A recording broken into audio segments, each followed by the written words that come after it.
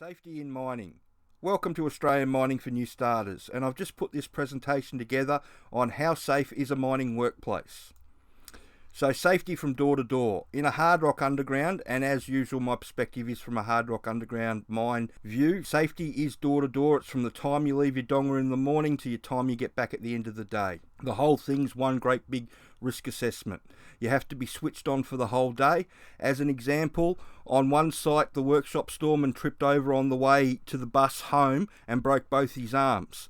So it happened in front of probably 20 people. I was the oncoming shift boss, and they had half-buried telephone pole sleepers in the ground just so the utes could pull up and know where to stop, and he tripped over one of those, and he just didn't break one arm, he broke both arms. And so the paperwork on that was pretty significant. They end up ripping out the telephone poles and flattening it all out and making sure that there was proper path from the workshop through to where the bus was and all that sort of stuff. But it just shows you that once you clock off for the day, or even when you think you're walking to the bus and you've clocked off, you really need to be switched on all the way home. All accidents are preventable. The big rallying cry these days from a lot of people that are new to the industry is they're running this one again, that all accidents are preventable, and this is perfectly acceptable view to have if you have the ability to create a workplace from the ground up like a factory. There's some great documentaries on big factories and how they can control almost anything from machine movements to airflow to temperature and humidity. That is not a hard rock underground mine. A mine is a constantly changing workplace. Now, if you really are a person that thinks that all accidents are preventable, then a mine site is no place for you. And they're doing the metrics again where they want everybody to say that all accidents are preventable in their psychometric testing. Now, this is the third time round that they've tried this, and both other times all that happens is it freaks people out because they just see risk everywhere. So it'll send you mad, because ultimately the job is to bore a hole, fill it with explosives, fire it, remove the rock, and then rehab the area with the ground support, repeating this over and over again. I have seen so many people leave once that they realise that it's a changing workplace. One of the explosives companies many years ago filmed what happened when they decided to treat the staff to a barbecue lunch and set off some product for some ads and some training videos. So what could be better? Get everybody out from making explosives from the day. We'll have a barbecue. We're doing some ads, so we'll let some stuff off and we'll go from there and everybody can have a good day. They started to let the explosives off. They had 3 people quit on the spot. They ended up losing 7 people and some of their best workers. They hadn't put the connection of what they were actually doing and the risk that was involved. They knew that they were making explosives, but they hadn't put the 2 and 2 together about what the explosive actually does and what's going to happen if there is an accident in their workplace. And they just saw risk everywhere. And the same thing happens in an underground mine. You have to be the sort of person that wants to manage risk and understands how to manage risk. That's the sort of person that succeeds on a mine site. If you think that all accidents are preventable, then all you're going to see is major risk everywhere, and you're not going to want to do anything, and you're either going to quit yourself or they'll find some reason to get rid of you. Now, this is a video that I used to like to show quite a lot, and this gets back to the point about autonomous trucks and what's going to happen. Now, this is a 120-ton truck running over an empty ute, by the way, and this is back in 1999. Back in the day, and they were videoing this to show people what actually happens when a truck comes up on a ute and how it actually runs over it. And the point of this video is this bit here.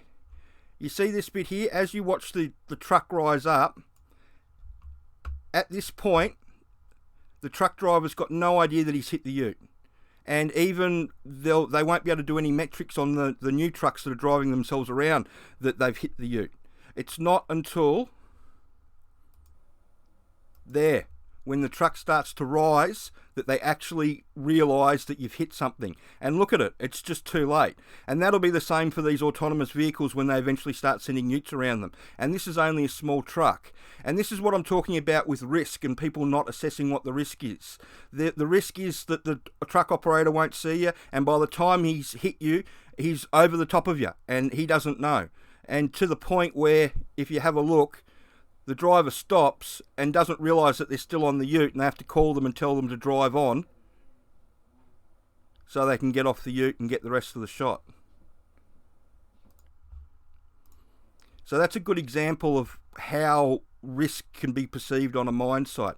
But it's all about doing the job as professionally as possible so you can manage that risk. The more you know about the job, the safer you'll be able to do it. Each site has its own standards you must follow, and these standards is what makes the job safe. So you really got to learn what's going on down there and know what standards they're using. I suggest you check out the video that I've done on tickets in mining. You also need the confidence to stop the work if you feel something is unsafe.